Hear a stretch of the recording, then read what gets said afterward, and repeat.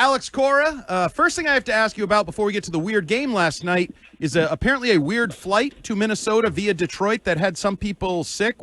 I know you supposedly slept through it, but was it as bad as I've heard? Not supposedly. I slept through it. So,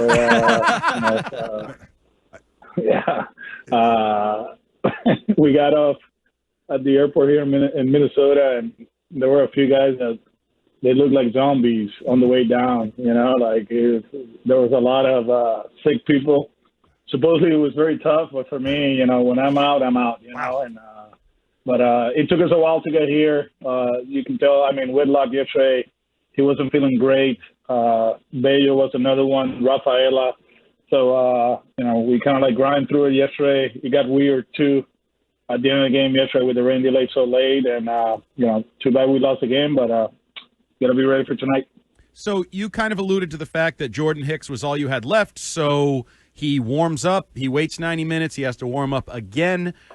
Is that a weird situation? Explain to us. Could the umpires have given you a heads up that, hey, we may have to put the tarp out between half innings here, maybe you don't want to warm him up, or is it just sort of an unfortunate circumstance that nobody could do anything about?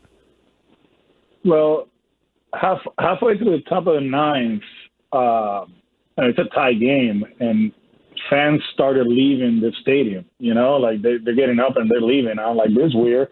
I knew there was going to be weather. We talked about it before the game, and nothing. We steal two bases. Roman gets a hit. Inning ends.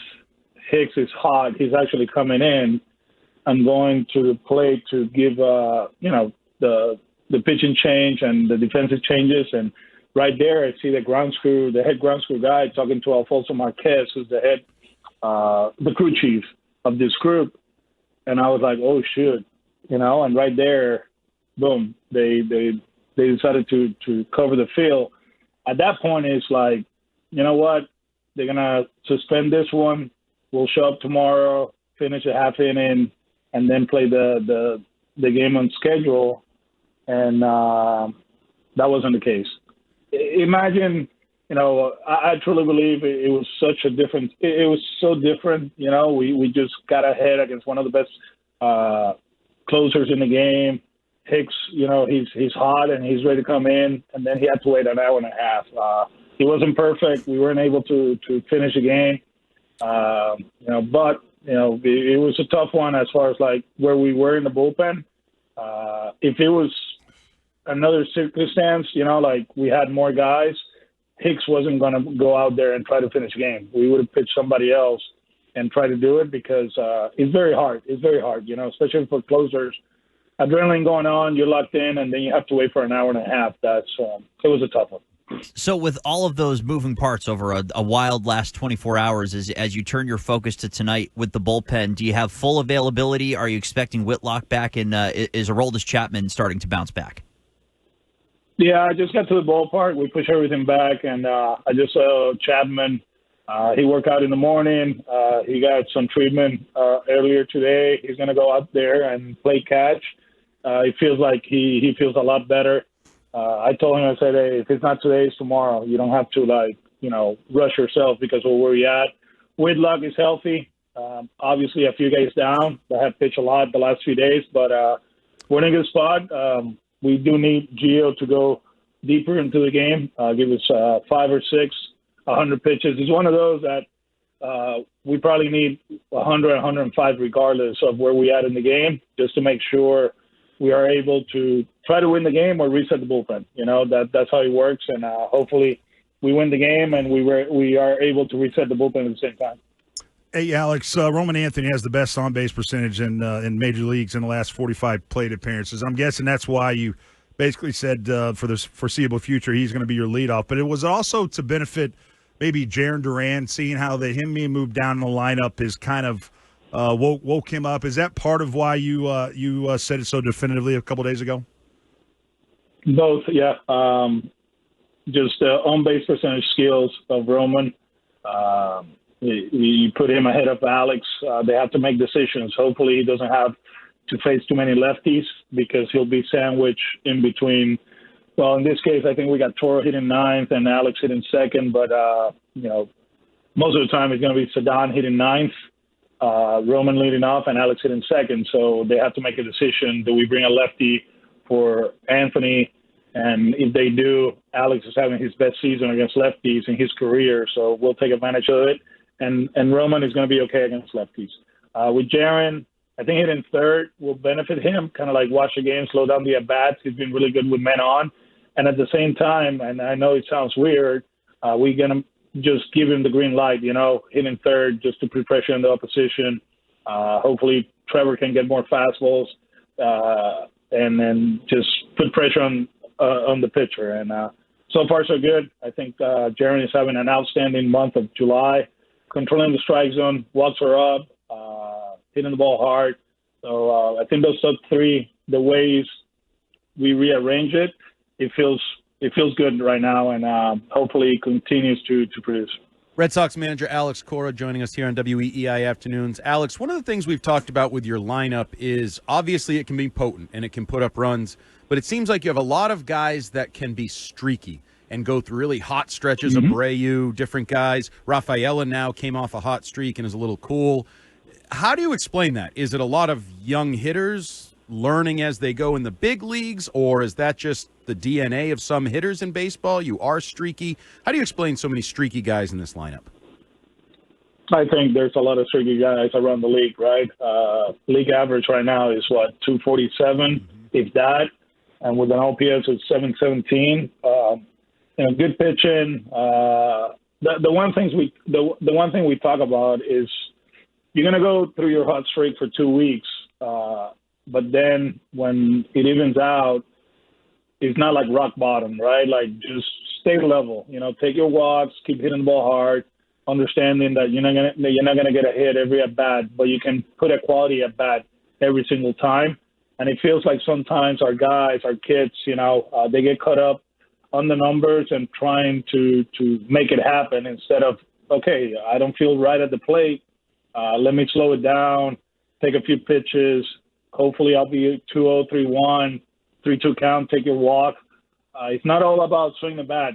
Sometimes you gotta make sure you understand where you at with your swing. And if your swing doesn't feel right, then swing less, right? That's like common sense, And I tell the guys, man, like I wish my managers would have told me, Alex, swing less, because you don't have a great swing, right? Like work your walks and all that. And then this is the truth, man. In 21, Kike, he was on the COVID IL, right?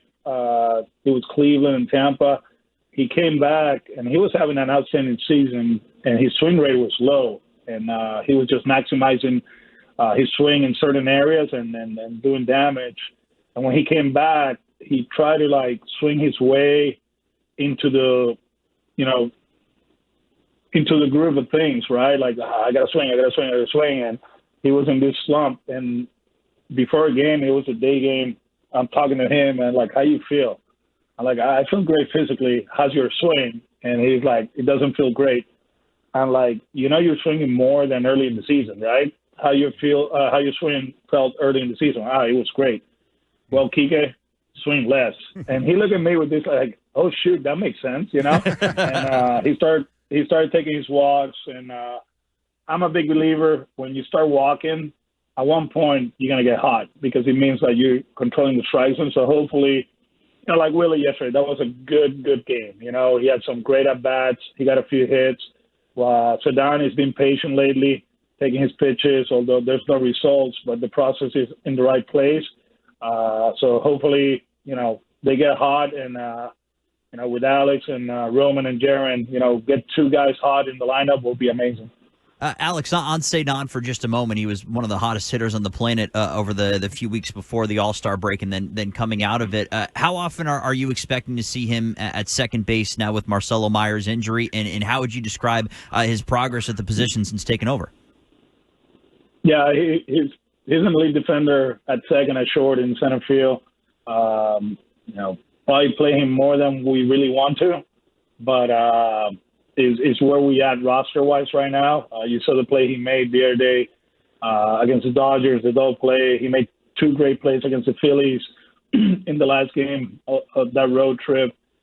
He's really good. And I hate to move him around, but, it's out of necessity, right? This is where we at. Tonight he's playing center field. Hammy's playing second, and Masa is not starting. We got David here. He needs to play at some point, right? And he's a good defender. Hopefully he can get going offensively. You saw what he can do running the bases. So hopefully he can have a good game today. We'll get Masa back tomorrow. But, we're going to maximize the roster. That's where we at right now with the injury. And hopefully the guys get used to it and they can perform. Alex, I feel like before the All-Star break, you kind of alluded to that after the All-Star break, that you'd hope, that your team was, playing around 500 ball before the trade deadline to maybe entice the organization to make moves at the trade deadline, which is just 2 days away. Do you feel like the club there, you guys are 4-6 since the All-Star break. Do you feel like you've done enough and warranted enough for them to do something significant in the next couple of days to improve your ball club? Yeah, I hate to say it, but, the season ends today, and that's not the case. We got Garrett Crochet in Game 1 in the Wild Card Series, right? So are we perfect? We're not. Are we a good baseball team? We are. And, we just have to come here today and have a great day here in Minnesota. Hopefully tomorrow win the series, and then Thursday wait and see what happens. I know Craig and the group, they're working hard, the phones and talking to people. And the expectations are, for us to be better or to improve the team in the upcoming days, right? That's not a guarantee that we're going to be better, but the hope is that we improve the team and then we keep playing good baseball. And, it's hard right now, I bet, in every office, right? Because you look around, there's a lot of teams that have a chance to make it to the playoffs. So, the prices probably are off the roof, they're way up there, and you have to be smart not only for the now, but also for the future. But just talking to Craig and the people involved, the goal is for us to improve in the upcoming days. Is that a necessity? Because I know you've made some comments that other teams are going to improve. So it's not just about you improving, but if you don't do anything and somebody else improves, you're falling behind. So is it almost a necessity to keep up with the Joneses, quote unquote, to improve the baseball team in 2 days? I'm a big believer that, around this time, you know what you need to do to get better, right? And like I said, we're not a perfect team. So, we'll see what the upcoming days have to bring, and at the same time, it is a different group compared to the last few years. There's not a lot of veteran guys, There's a lot of kids that are playing here that are playing to establish themselves in the big leagues, and I hope they cancel the noise, right? And they just keep playing. So, like I said, our job is for us to show up today. We got Gio on the mound and put some good at-bats and win the game and do the same thing tomorrow. And then Thursday is going to be an off day. So, some people will enjoy it. Others have to work a lot. Alex, before I let you go, I know you expressed some disappointment, I guess, in the environment at Fenway Park on Saturday, all the Dodgers fans. And I wanted to ask you, was that sort of a disappointment in fans in allowing that environment to be created in your home ballpark? Or was your alluding to the Dodgers and their success almost disappointment in the organization for you guys not competing at a high enough level to prevent that from happening in your own ballpark? No. It was tip of the hat to the Dodgers, to the organization, to their fan base. This is a topic that's been going on the last few years. Like if I'm a Dodger fan and if I live in the East Coast, when they go to Fenway Park, I want to be there, right? And it was different. It was very different. But at the same time, if you look at the highlights of the 2018 World Series, Game 5, I guarantee you there were 3/4 of the fans there, they were Red Sox fans, so it goes hand in hand, right? And I think people enjoy going to Fenway, but that fan base, just like the Mets, man, the last few years, they've done an amazing job traveling, and they have this, it's very similar to football, right? To soccer overseas, like they have this group of fans that they travel, and they like to take over the opposition stadiums. And, it was more about what they have done lately, and obviously the fan base. They've been amazing. All right, I know I can't ask you to say this, but I'm just going to say two words that I want to hear by Thursday are Joe Ryan. That's what I'm looking for at the trade deadline. We can go about our business. I'll wish you good luck tonight in Minnesota, but I'm still dreaming of Joe Ryan heading toward the trade deadline. So good luck out there. I appreciate you. Talk to you later. All right, thanks, Bye-bye. Alex.